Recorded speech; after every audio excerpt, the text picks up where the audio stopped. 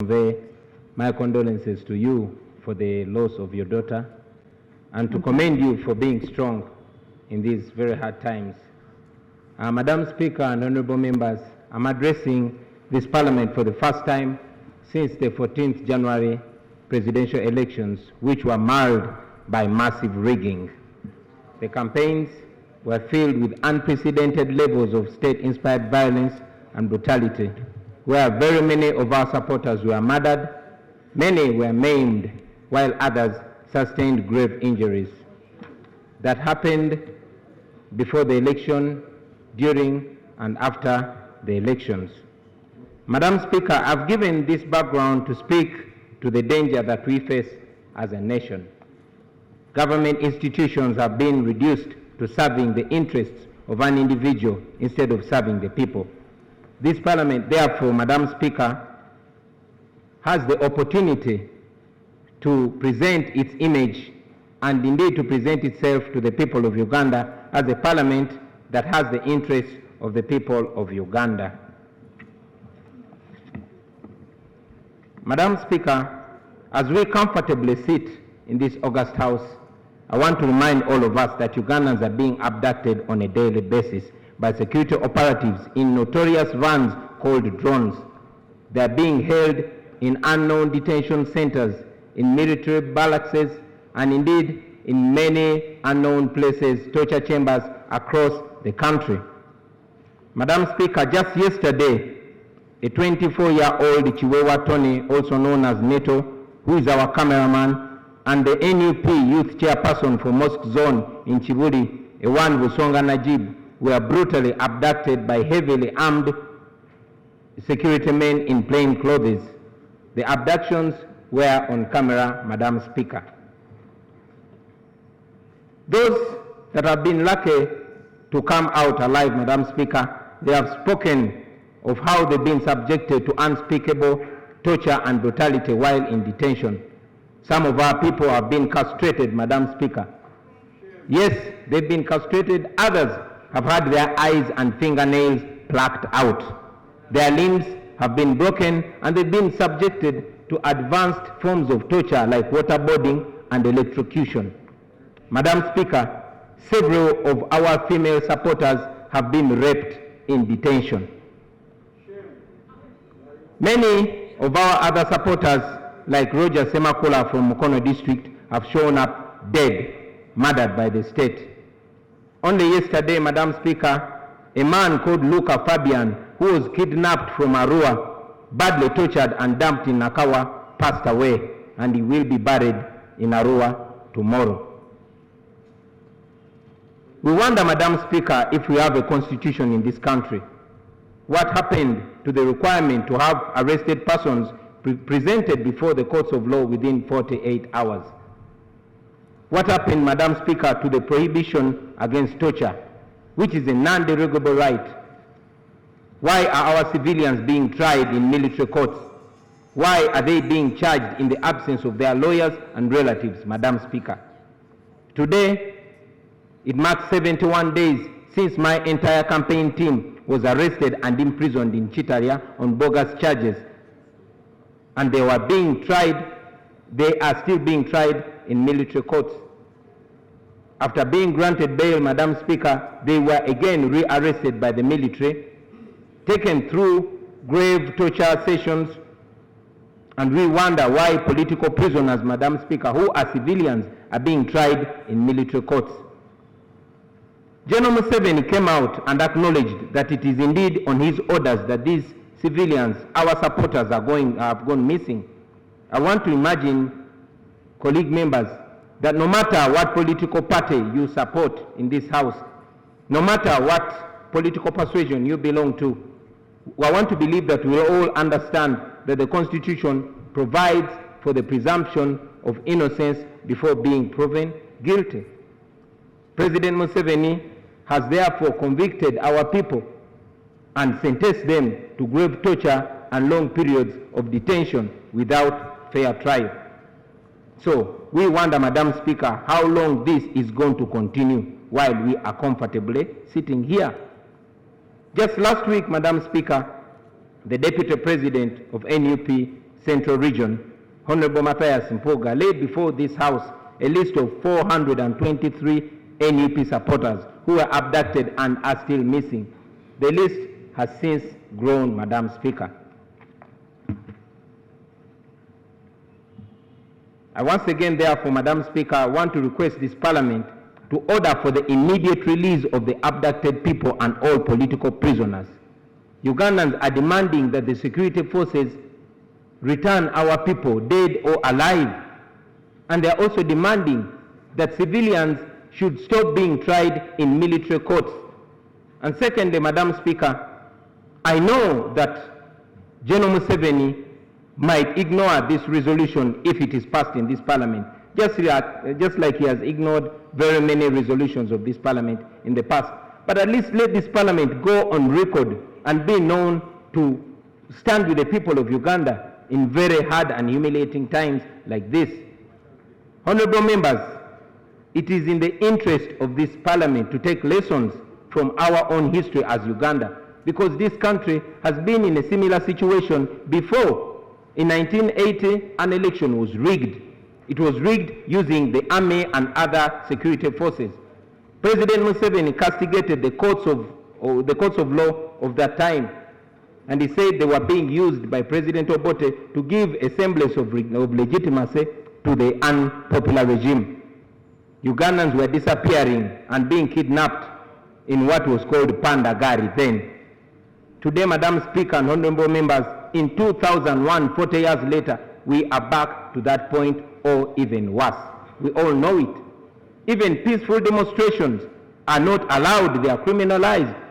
Peaceful demonstrators are being treated like armed rebels. So this Parliament, Madam Speaker, under you can rise to the occasion and distinguish itself by standing with the people of Uganda. We have the opportunity to stand on the right side of history, Madam Speaker, because if this Parliament does not, then we shouldn't be surprised when the people of Uganda rise to the occasion and evoke Article 3 of this Constitution to restore constitutionalism.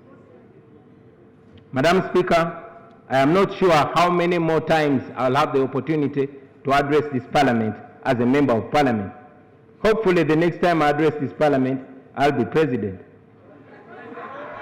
But I want to remind all of us, honorable members, that we can choose either to be seen as a Parliament that does not care about the people, or to be seen as a Parliament that is indeed elected into these positions to stand and protect the rights of our people.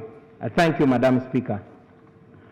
Thank you very much, Honourable Member. Until the 10th Parliament expires, concerning the other one, I have no idea, but the statement will be sent to the Committee on Human Rights, which is already investigating issues concerning the elections. Thank you very much.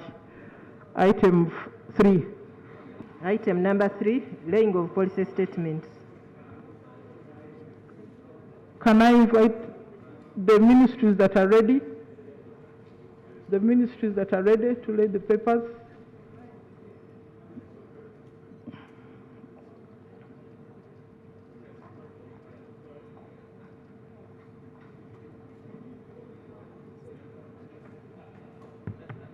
She was seen in a video when she was receiving her vaccination. And the person who was giving her the vaccination didn't even have gloves to begin with. And the video is running around in the country and on social media. I just want to wonder, Honourable Minister, is it a new standard of SOPs? Is that picture that was shown what is going to happen as COVID-19 vaccination is going on? Are we not going to transmit further the disease? I need clarification on that. Then secondly, worldwide there is a negative comment on AstraZeneca as a vaccine. We need you to allay fears. It looks like Uganda is concentrating on AstraZeneca when other countries are rejecting the same. Kindly guide us and how your scientists reached to concentrating on AstraZeneca. Thank you so much. sum of money, huge sum of money that this Parliament approved in a supplementary budget request to procure vaccines. I would appreciate in your submission, you have vividly put it clear that this consignment of the vaccines were donation. Could you please furnish us with the whereabouts of the money that was approved by this House? Thank you. On the issue of the AstraZeneca vaccines, first of all, to take note that the technology used to manufacture this vaccine is the kind of technology that has been used for many of our traditional vaccines. And when I say traditional, I mean the ones that we give to our children here in Uganda. And so it is a technology that we are conversant with. Number two, it is a vaccine that can be stored comfortably within our cold chain of 2 to 8 degrees. Many of the other vaccines are using newer technologies that have been developed, and also they require ultra cold temperatures. So our scientists guided that it is safer to use vaccines whose technology we know and that we can store within our temperatures. But it does not mean we are only going to use the AstraZeneca vaccines. Other vaccines are still undergoing WHO approval. AstraZeneca was approved by the World Health Organization. And because we are signatory to the WHO convention, and we want to be sure that whatever WHO is providing is safe, we wait for those that have been approved. And then the National Drug Authority has to go through its rigorous procedures to ensure that it is safe and efficacious. That is why we have AstraZeneca in the country. We are waiting for others that will be duly approved by the World Health Organization, and we evaluate them. Right Honorable Speaker, the procedure that was used to vaccinate the Minister for Health is acceptable, and there is nothing wrong with it. Where is the money? Right Honorable Speaker, allow me first of all to appreciate you and this august House for providing money not only for vaccines, but for the COVID response. Indeed, for procurement of vaccines, $5 million was provided. However, because of some technicalities, this money has delayed. We have not yet accessed it, and that is why we have not yet paid for vaccines. But we have an assurance from Ministry of Finance that this money will be available and we shall duly pay for the vaccines. Right Honorable Speaker, Uganda targets to vaccinate 45 million people. 22 million people.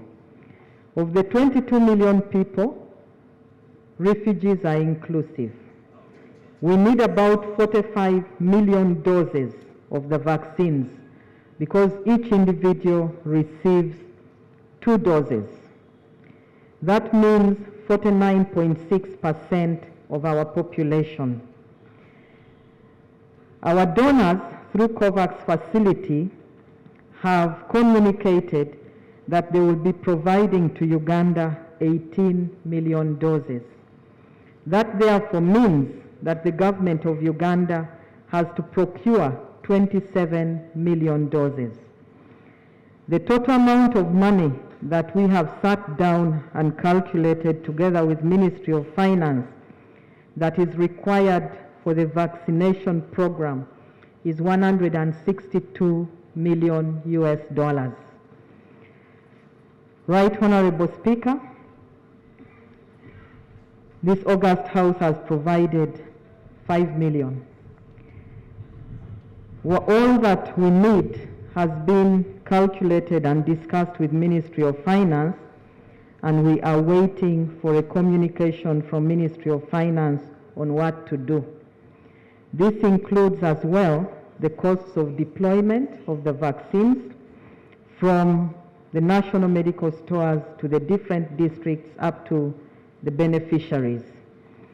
On the issue of the Olympics, this is an international game, and the World Health Organization will guide accordingly.